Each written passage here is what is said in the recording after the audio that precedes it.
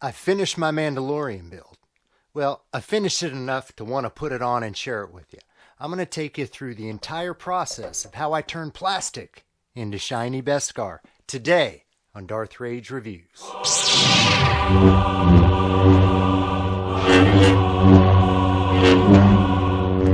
Evacuate? In our moment of triumph? I think you overestimate their chances. Greetings, Force fans, and welcome to another episode of Darth Rage Reviews, your source for the Force. Guys, if you haven't, please, I'd love a subscription. Subscribe. It's free. Hit that subscribe button, hit the notification bell, so you can be notified when I'm dropping content. And those that are here or have been here for a while will tell you, I'm dropping this shit all the time. So you want to be notified. All right, guys, today we're talking Mandalorian because this is the way.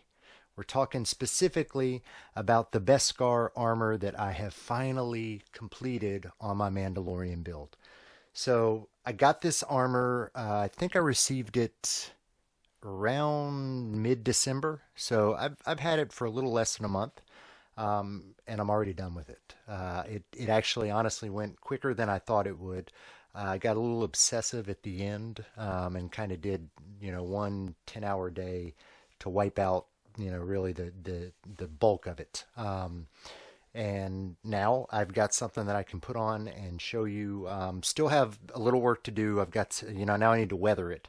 So you make it really shiny, and then you turn around and you make it really dirty. So I do need to weather the armor. I need to weather the helmet as well. But I've got something I feel like I'm able to put on, and really show you guys. So, all told, this was a little less than a month for the entire build. Mainly I did it in, little spurts, like an hour a night when I'd come home from work, do a little sanding, do a little painting, do a little leather work, do a little weathering, just kind of skipping all over the place. And then last Thursday, I had the day off work and I got up in the morning. I think at 8 a.m. I started doing all this. I just really, at that point, I had a little bit of Bondo on a couple of the pieces, but most of the pieces were already sanded, and I just went through and, wiped out the entire painting, finishing process, finished the leg leathers, really knocked that all out in one afternoon.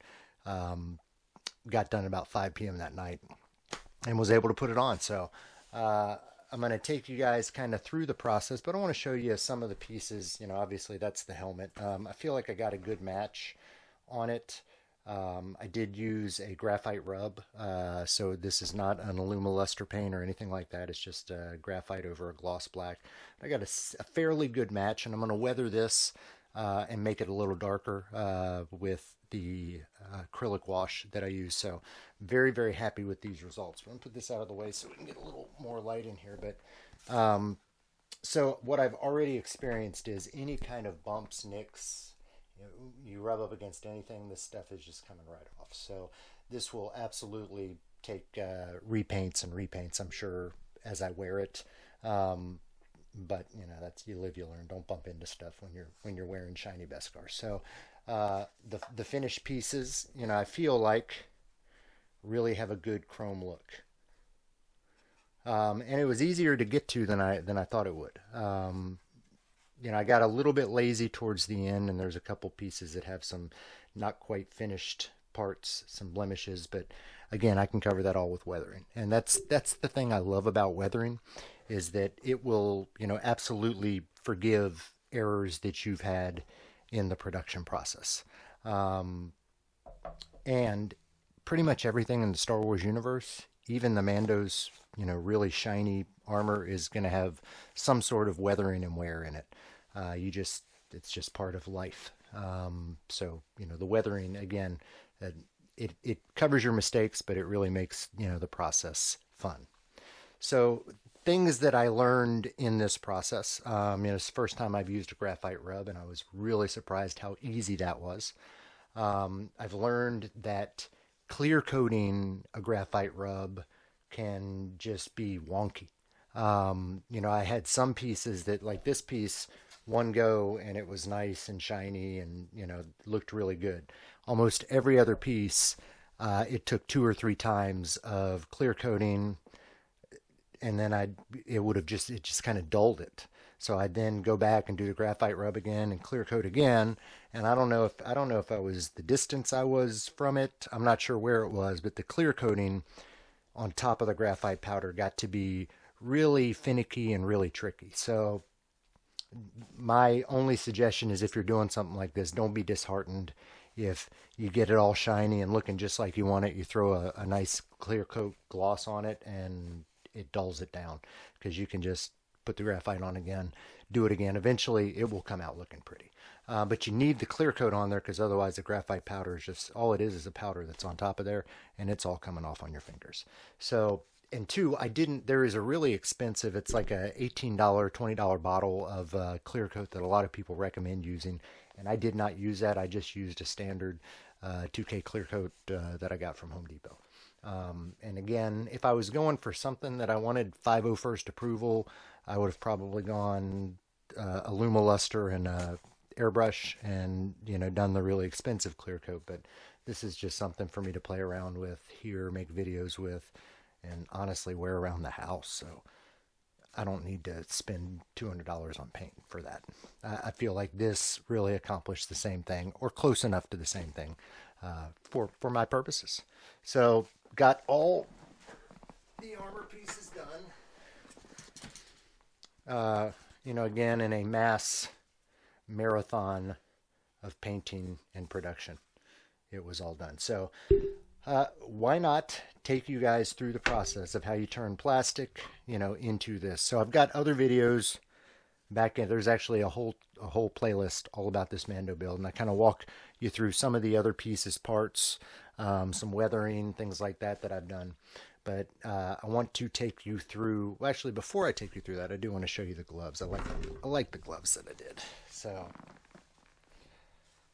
I've actually weathered the gloves with a, sorry, I don't know if you could hear that. I've actually weathered the gloves with a black acrylic wash, as well as the hand pads. But I mean, that just, it looks like they've been used. It looks like they've been worn. Also got a little TikTok on this, but I did the same with the boots. So it actually gives that appearance, of a faded leather there. And I'm going to do this all the way around the entire boot, because that's just, come on.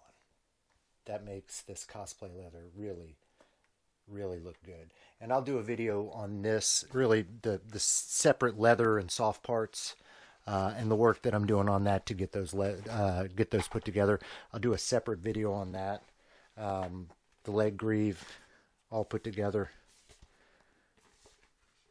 This is probably the two leg pieces are my proudest accomplishments in this, because I really did this just all by myself. Didn't look up any kind of instructional thing. I just had an idea of how to do this cheaply, and I really feel like I pulled it off.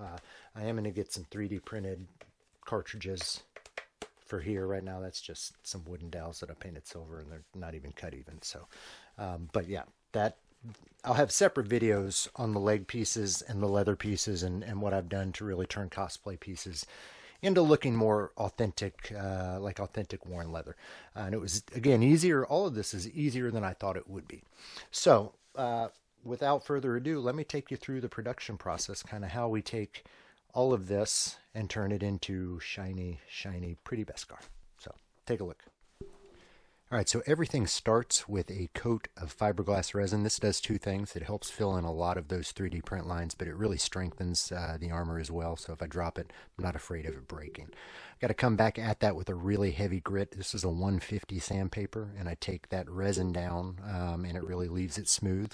Follow that up with some filler primer, and then I start really sanding in levels. So I bring it all the way up to, on the non-Beskar pieces here, I went up to a 400. On the Beskar pieces, when I sanded, I took it all the way up to an 800, and I wet sanded a little bit, just because I wanted it to be as smooth as possible.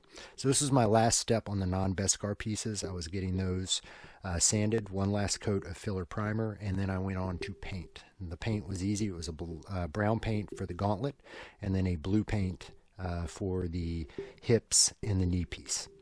Got those painted and dried, and then it's the fun weathering step. So I come back with an acrylic wash. This is just a black acrylic paint mixed with water, and you paint it liberally all over the piece, and then you dab it off with a paper towel.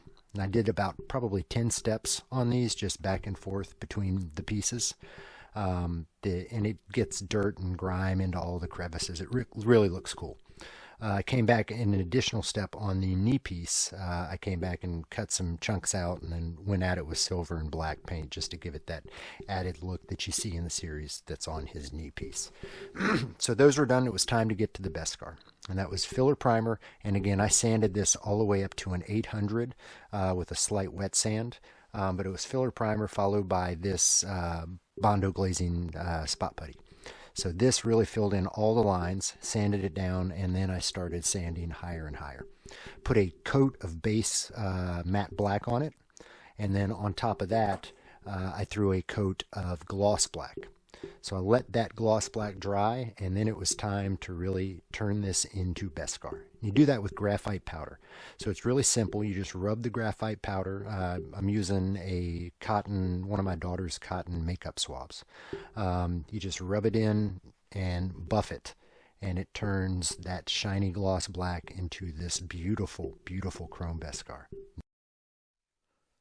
So that's how I did it. It was intimidating at first, but once I got started going on it, it was, a whole lot of fun, and it really wasn't as difficult as I thought it would be. My piece of advice is make sure you take your time on the sanding and you get that stuff perfect, because when you throw this chrome look on this, the graphite powder, it's going to show every imperfection that's on there. So you're going to make sure those imperfections aren't there. So take the time on the sanding. You will not be disappointed in the long run. So that was how I did it. Now let's take a look at what it all looks like on. I'm going to break this set down, put another set up so I can stand up and you can really see this costume in all of its glory, like I think it deserves. So let's take a look at that. All right, so we've got a little time lapse here of the getting dressed process. The legs first, got to get the leg greave on and get the leather attached. Did the same with the leather pieces on the other side and the knee piece. Can't see any of this because my camera was not really lined up good. Put the hips on next, and then both of those shin pieces, or sorry, both the thigh pieces. The cape over top.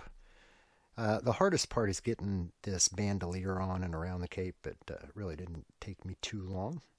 I got the added little cummerbund piece there that I throw under both shoulders. And then I forgot that I didn't have my balaclava, I guess that's called, yeah. So get the balaclava back on to cover the neck. And it's both gloves, both greaves, and the helmet goes on. So I really like the movement of this. I've since attached the ab piece there. It's a little bit off center here, but I've since attached it underneath to the cummerbund, so that will no longer be an issue.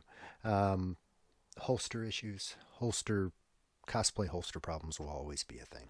But this is the fully done Mandalorian. I still have a little bit of work to do. Going to do some weathering on it, but man, I got to tell you, I feel really, really cool when I am wearing this costume. This is probably my proudest cosplay achievement so far. I don't know.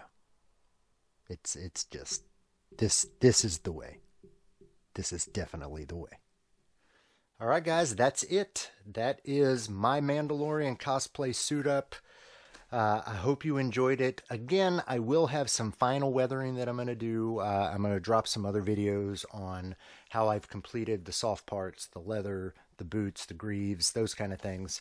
And I'll put it all in this playlist that I have of the Mandalorian. So if anybody wants to join me on this journey and make their own, you'll have all the instructions that you need right there. But I hope you enjoyed this today. I hope you enjoy this cosplay as much as I enjoyed putting it together, and I hope you look forward to seeing a whole lot of little videos with my good friend Mando in them. As always, guys, I am Darth Rage. This is Darth Rage Reviews, your source for the Force. I felt a great disturbance in the Force, as if millions of voices suddenly cried out in terror and were suddenly silenced.